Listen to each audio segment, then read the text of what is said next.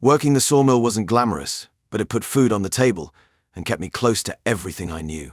The familiar scent of fresh-cut lumber and sawdust filled my nostrils as I guided another log through the blade, the machine's steady hum a constant companion through my shifts. After work, I'd often find Beckett and Sawyer waiting by my truck, a six-pack ready for our usual spot on my front porch. Beckett would lean against the railing, grease still under his fingernails from working on engines all day, while Sawyer perched on the steps, his slim frame betraying the strength I'd seen him use wrestling with electrical panels. Another thrilling day in paradise, Beckett would joke, cracking open a beer and passing it my way. The condensation felt good against my calloused hands. The setting sun painted Willow Creek in shades of amber and gold, the fields stretching endlessly toward the horizon. Fireflies began their nightly dance, tiny sparks of light floating through the warm evening air. Harper would sometimes join us, her presence drawing looks from passers-by. She'd sit close to me, her perfume mixing with the earthy scents of our small town. People talked about leaving Willow Creek, chasing dreams in bigger cities, but watching the sunset with my best friends, feeling the solid wood boards beneath my feet, and knowing every face that passed by, it felt right. The city folks might have their skyscrapers and bright lights, but they didn't have this peace, this sense of belonging. My modest house wasn't much, but it was mine. The porch needed a fresh coat of paint, and the screen door squeaked, but these imperfections were part of what made it home. Each evening spent there with Beckett and Sawyer, sharing stories and cold beers, reminded me why I stayed when others left. Harper understood this life too, or at least I thought she did. When she smiled at me across the porch, her hair catching the last rays of sunlight, I saw our future here, simple, steady and real. Just like the rhythm of the sawmill, just like the changing of seasons in our quiet corner of the world. The change in Harper started small, like ripples on still water. At first I brushed it off, everyone has their off days. But sitting on my porch last Friday, watching her fidget with her phone while Beckett told one of his wild hunting stories, something felt different. Her laugh came out hollow when Sawyer cracked a joke. I caught her checking the time every few minutes, her fingers drumming against her thigh. The sunset painted everything golden, but her mind seemed somewhere else entirely. I should get going, she announced, cutting Beckett off mid-sentence. Got to help Mum with some stuff at home. The guys nodded, but I noticed Sawyer's slight frown. Harper's mum worked night shifts at the hospital. Everyone in town knew that. These little moments kept piling up. Yesterday I spotted her car parked outside the drugstore when she told me she was heading to her sister's place 2 towns over. Last week she missed our regular Wednesday dinner, claiming she had to work late at the boutique. The store had closed early that day. I'd walked past it myself. My stomach churned every time I thought about it. The way she'd pull away when I reached for her hand. How her kisses felt rushed, mechanical. The mysterious text that made her jump up and leave without explanation. During my shifts at the sawmill, my mind wandered to dark places. The rhythmic buzz of the machines couldn't drown out the questions, but I kept pushing them down, blaming my own insecurities. Harper loved me, we'd been together since high school. She wouldn't. I found myself watching her more closely, noting every cancelled plan, every vague excuse. Each time she said I'm fine without meeting my eyes, the doubt grew stronger. But acknowledging it meant facing possibilities I wasn't ready to confront. So I smiled when she made excuses, nodded when her stories didn't quite add up, pretended not to notice when she came home smelling of unfamiliar cologne. It was easier to live with the uncertainty than to discover the truth. I couldn't shake the growing tension between Harper and my best friends. It wasn't always like this. Back when we first started dating, she'd join us on the porch, laughing at Beckett's terrible jokes, and actually engaging in Sawyer's deep conversations about life. But something shifted. Last Friday, I grabbed my keys to head over to Beckett's garage. He needed help with a stubborn transmission, and it had become our Friday ritual. Harper stood in the doorway, her face twisted in that familiar look of disapproval. Really? Again with those two? They're my friends, Harper. Been that way since we were kids. Yeah, and maybe that's the problem. You're still acting like we're all in high school. She followed me onto the porch. When are you going to grow up? The words stung. I paused at the steps, my hand gripping the railing. What's that supposed to mean? Look at them, Colton. Beckett's still working in that grimy garage, and Sawyer, he's going nowhere fast. They're holding you back. That's not fair.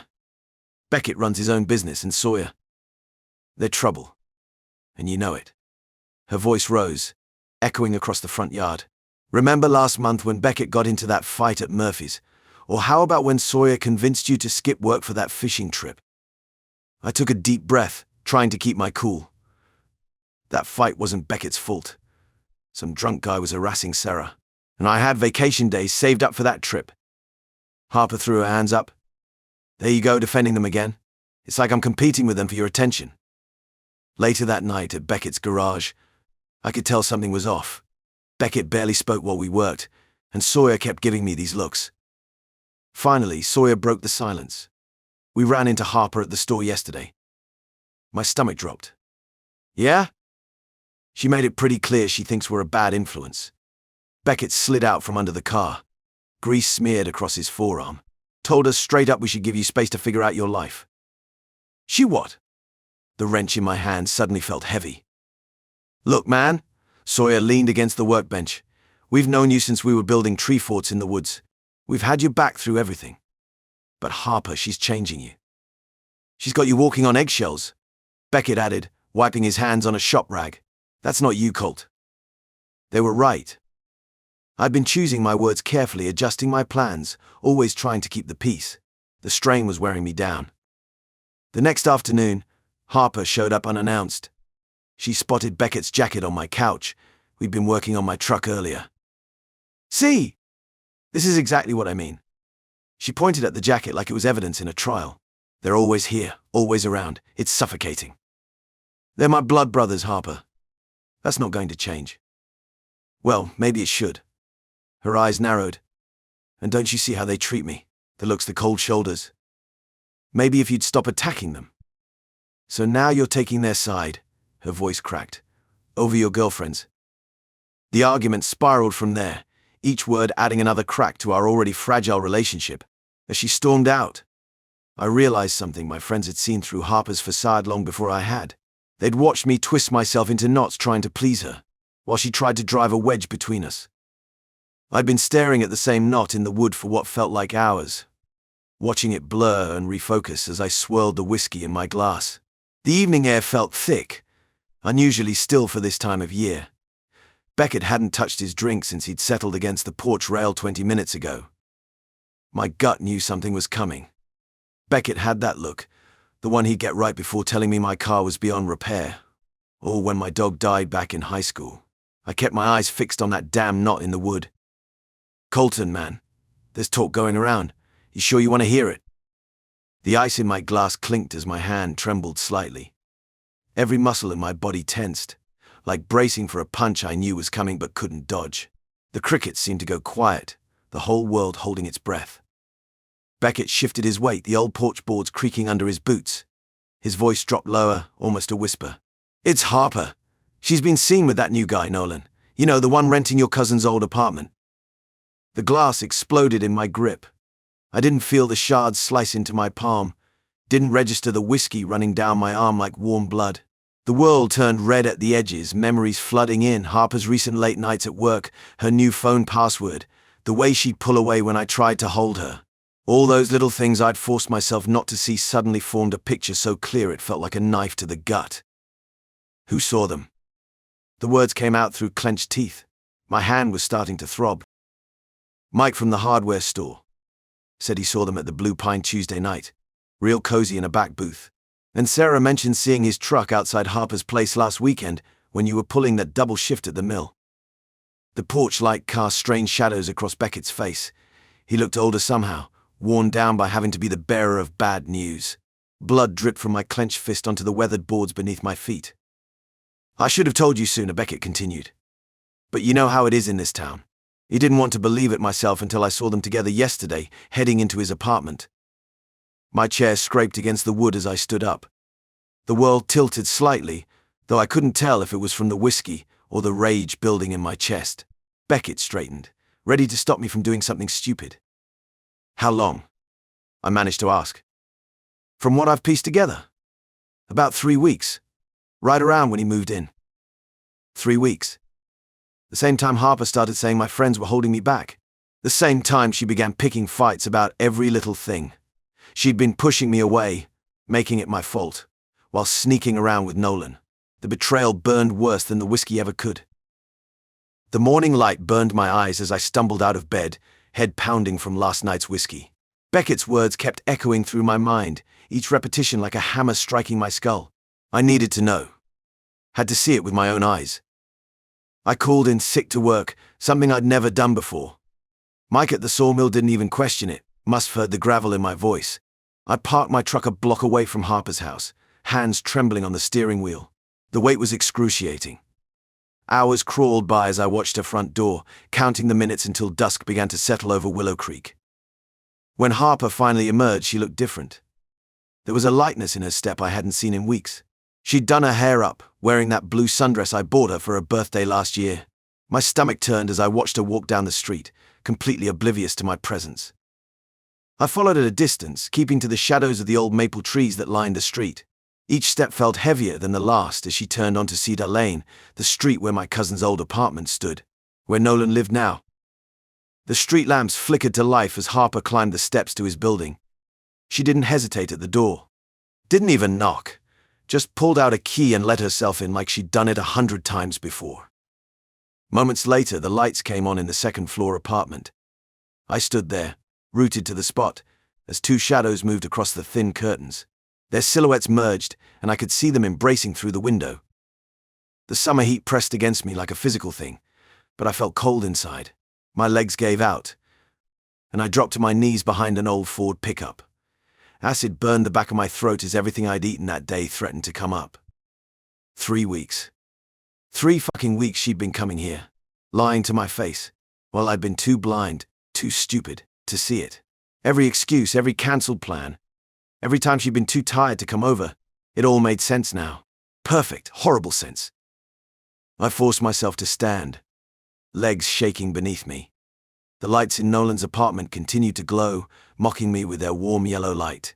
Those shadows kept moving behind the curtains, and each movement was like a knife twisting in my gut. The truth I'd been running from hit me full force, leaving me gasping for air in the suffocating summer heat. Harper, my Harper, wasn't mine anymore. Maybe she never really was. I called in sick for 3 days straight. The foreman at the sawmill probably thought I had the flu or something, but I couldn't bring myself to care. The silence in my house became a living thing, wrapping around me like a cold blanket. I moved through rooms without turning on lights, eating whatever was in reach, not bothering to cook. Harper texted, called, left messages. I watched her name flash on my phone screen until it went dark. Each time my thumb hovered over the delete button, but I couldn't even muster the energy for that. When she finally showed up at my door, I opened it like I would for any stranger. No smile, no warmth. She stood there in that yellow dress she knew I loved, holding a grocery bag. I thought I'd make your mum's meatloaf recipe. Her voice trembled with forced cheerfulness. Remember how much you loved it last time? I stepped aside to let her in, not because I wanted to, but because neighbors were starting to peek through their windows. The smell of her perfume hit me as she passed, the same perfume that probably lingered on Nolan's sheets. She bustled around my kitchen, talking about nothing. Work drama. Her sister's new baby. The weather. Her words bounced off the walls while I sat at the counter, studying a coffee stain on the surface. Colton! She placed her hand on mine. I pulled away, gentle but firm. The hurt in her eyes might have moved me before, but now it felt like watching a stranger drain through dirty glass. Sawyer dropped by later that evening. Harper had left hours ago, taking her untouched meatloaf and fake smiles with her. He found me on the porch, where the empty chair beside me screamed louder than any words could. Man, you look like shit. He leaned against the railing, eyes scanning my face. Don't. The word came out rough, unused. He nodded, understanding everything in that single syllable. We sat in silence until the mosquitoes drove him home. At work, I moved through my tasks like a machine. Cut. Stack. Load. Repeat. The other guys stopped trying to joke with me after the first day. Even the constant whine of the saw became white noise, matching the static in my head. When Harper showed up at the diner where I always got lunch, wearing that desperate smile, I simply got up and left my half-eaten sandwich. The bell above the door chimed as I walked out, and I heard her calling my name, but I kept walking. The sound of her voice faded into the rumble of passing trucks. My friends watched me like I was made of glass, ready to shatter. But they had it wrong. I wasn't fragile. I was freezing over, becoming something solid and unbreakable. Something that couldn't feel the sting of betrayal anymore. I called Beckett and Sawyer earlier in the day, asking them to meet me by our old spot near the river. The same place where we used to skip rocks as kids, where we celebrated our high school graduation, where we'd shared countless beers and stories over the years. The sun hung low on the horizon when I arrived, casting long shadows across the water. The familiar sound of tires on gravel announced their arrival, Beckett's pickup followed by Sawyer's old Chevy. My throat felt tight as they approached. I'd been holding this in, letting it eat away at me for days. The weight of knowing, of seeing those shadows in Nolan's window, had become too much to bear alone. The water rippled before us, catching the last rays of sunlight. Crickets chirped in the tall grass behind us. I gripped the beer bottle in my hand, knuckles white against the glass. It's true. The words came out rougher than I expected, scraping against my throat. Harper's been cheating on me. With Nolan. Beckett's reaction was instant. His body went rigid, jaw clenching as his hands curled into fists at his sides. The rage rolling off him was almost palpable. Sawyer let out a low whistle beside me, shaking his head. I knew something was off, he muttered, his voice tight with anger and disbelief. The silence that followed felt heavy, filled with years of shared history and understanding. These were the guys who'd always had my back, who'd seen through Harper's act long before I could admit it to myself. The truth hung between us like a physical thing, binding us together in our shared anger. They didn't need to say anything. Their presence was enough. We stood there by the river, three friends united by loyalty and betrayal, as the day's light faded around us. The moon glowed above the river while we were sitting on our chairs. Beckett gazed ahead, jaw tight with unspoken words, while Sawyer fidgeted with his boot lace beside me. A heavy quiet smothered us all. Beckett finally broke through the stillness. We can't just let it slide. His voice was gruff, tinged with the kind of anger no apology could soften. I didn't look at him. I'd heard the same tone when someone had cut in line at the bar or when an outsider talked shit about one of our own. Quick to temper, quicker to act. But this was different. What are you thinking? Sawyer asked, though I saw his hands tightening into fists on his knees. He knew damn well where this train was headed. Hell, we all did. But someone had to ask. Beckett turned to me. His face twisted in that way he got when a plan was brewing. He didn't need to speak, but I nodded, feeling the same storm inside me brewing hotter with every second that passed. Nolan's face, shadowed against that window, kept flashing in my mind, Harper wrapping her arms around him in the same way she used to with me. The trust that had suffocated under layers of deceit bubbled beneath the surface of my skin, leaving a raw, blistered ache. We make him pay, I muttered, though I wasn't sure who I was saying it to, Beckett, Sawyer, or myself. Maybe I just needed to hear it out loud. Beckett leaned forward, the edges of his lips curling just slightly. That dangerous sort of smile. Simple. Scare the shit out of them, turn their world inside out. Make sure Nolan knows he's crossed the line he can't uncross. Sawyer bit his lip, then voiced what had been floating unsaid. And Harper? A beat passed. My fists clenched so tight my nails dug into my palms.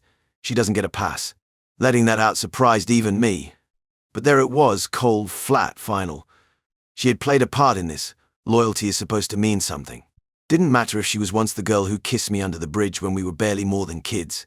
Right now she was just part of the betrayal. The hours slipped by as ideas bounced between us, mostly coming from Beckett, who seemed to feed off the dark energy of it all. Breaking windows. Smashing that truck Nolan drove like he had something to prove. Not words but actions. That was how Beckett operated. Sawyer tried to keep it measured, though I noticed his suggestions got meaner the longer we sat there, as if he couldn't help it. And me, I didn't say much after that initial release. Every plan sounded right, felt justified. I just needed something to make that clawing feeling stop. Eventually a plan took shape. It was stupid, reckless, could probably destroy everything we'd built here. But none of us gave a damn about that now. When you're hurt bad enough, all you want is for someone else to bleed too. Beckett's pickup felt like the inside of a furnace as we barreled down the back roads, dust kicking up behind us like a trail of our bad decisions. He drove like a man possessed, his hands gripping the wheel tight, eyes focused straight ahead, saying nothing. Sawyer sat shotgun, tapping his thumb nervously on the dashboard, even tried cracking a joke about the planets being out of alignment or some shit, but the tension ate up any laughter before it could form. I sat in the back seat, the gas can resting by my feet, and all I could do was stare at it. That bottle, that damn piece of glass stuffed with cloth covered in fuel, held the weight of everything I refused to say. Harper's face, Nolan's grin in the shadows, every slight, every lie. We should have turned around. We should have cooled off, thought it through. But thinking wasn't on the table tonight. We had one goal, and it burned hotter than any flickering conscience. Pulling 2 streets away from Nolan's place, Beckett parked the truck carefully, as if quietly acknowledging the thin line we were walking between rage and ruin. We stepped out, drowning in the kind of silence only a small town could provide. The cool air tried to bite into me, but all I felt was heat under my skin. I grabbed the bottle, held it up in the matchlight as Beckett ignited the rag at its top. The flame curled around itself, bright and hungry.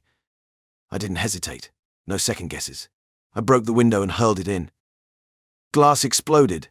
The sound shot through the street like a gunshot, shattering the stillness of the night. Fire bloomed in the room, devouring everything in seconds. The curtains twisted in the heat, the shadows flickering from the growing inferno inside. That orange glow swallowed the apartment whole. Right now, all I felt was the roaring fire inside me, matching the flames licking through Nolan's windows. Beckett yanked me back first. "Let's move."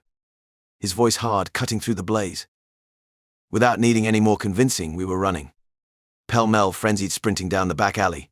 Gravel and earth shifted under our boots, the urgency pumping adrenaline through every nerve. But it wasn't just the fear of getting caught, it was the feeling of the unraveling behind us, the destruction of something we couldn't take back. Sawyer shouted something, his feet slamming in time with mine, but it was just noise over the fire's roar and the sirens to wail from the other side of town. They'd be here soon. We didn't glance back. I woke to thunderous knocking that sent splitting pain through my hungover head. Last night's events crashed back, the bottle, the flame, Nolan's window shattering. My stomach lurched as I stumbled to the door. 2 police officers filled my doorway, their badges catching the morning light. Behind them, a squad car idled in my driveway, its red and blue lights cutting through the fog. Colton Hayes. The taller officer's face was stone-cold serious. I nodded, my throat too dry to speak. "You're under arrest for suspicion of arson and homicide." The word homicide hit me like a physical blow. My knees nearly buckled as the shorter officer grabbed my wrists, cold metal clicking into place. "What do you mean homicide?" My voice came out as a rasp. 2 bodies were found in the apartment, burned beyond recognition. The world tilted sideways. Harper, Nolan. They were inside. My chest constricted, making it impossible to breathe. Through the haze of shock, I noticed Beckett and Sawyer in the back of the patrol car. Sawyer stared straight ahead, his face ash white. Beckett's jaw was clenched so tight I could see the muscles jumping. The officers led me down my porch steps. Each one felt like walking through quicksand. My neighbor's curtains twitched, watching, judging. The same people who'd smiled and waved yesterday now bore witness to my shame. "We have witnesses placing you and your friends at the scene," the taller officer said, opening the car door. Multiple people saw 3 men fleeing after the fire started. I slumped into the back seat beside my friends. None of us spoke. None of us could.